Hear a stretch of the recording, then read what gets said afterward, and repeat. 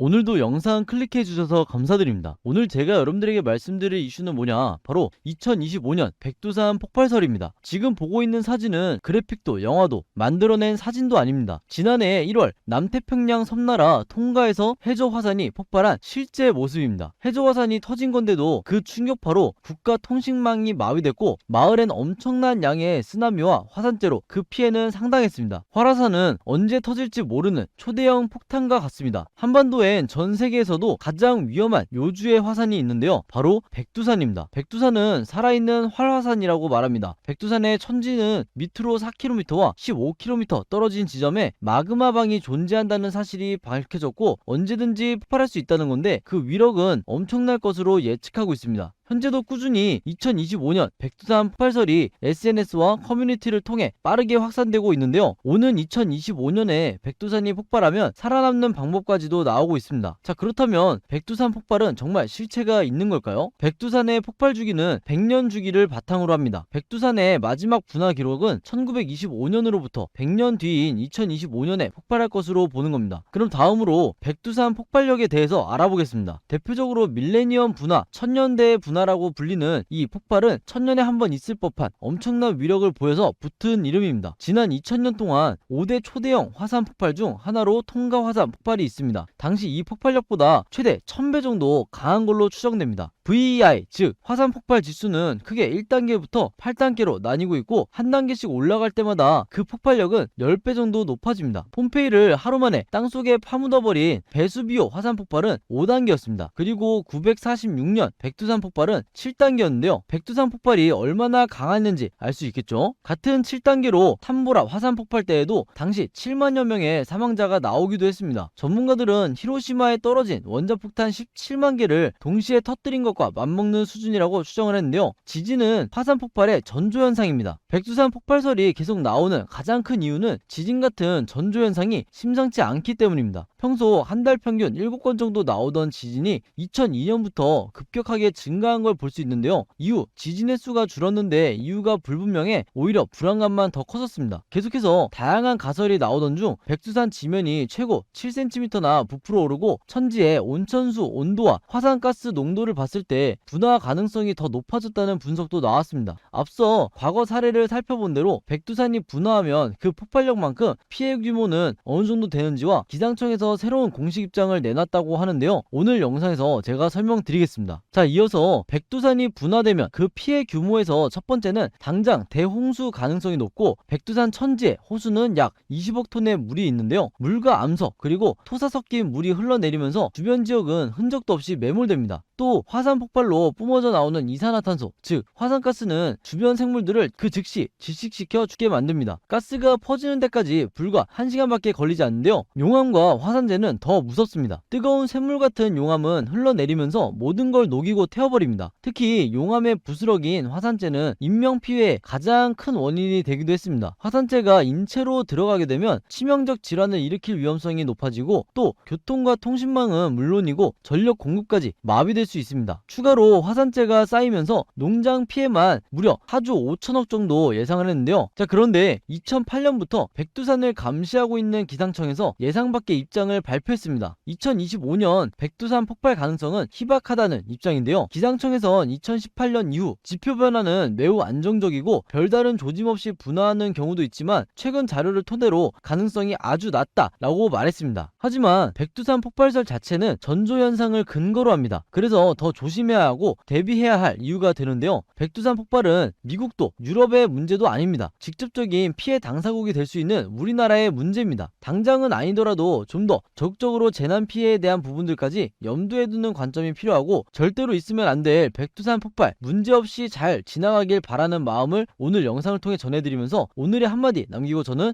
여기서 영상 마치도록 하겠습니다. 자, 그럼 오늘의 한마디는 뭐다?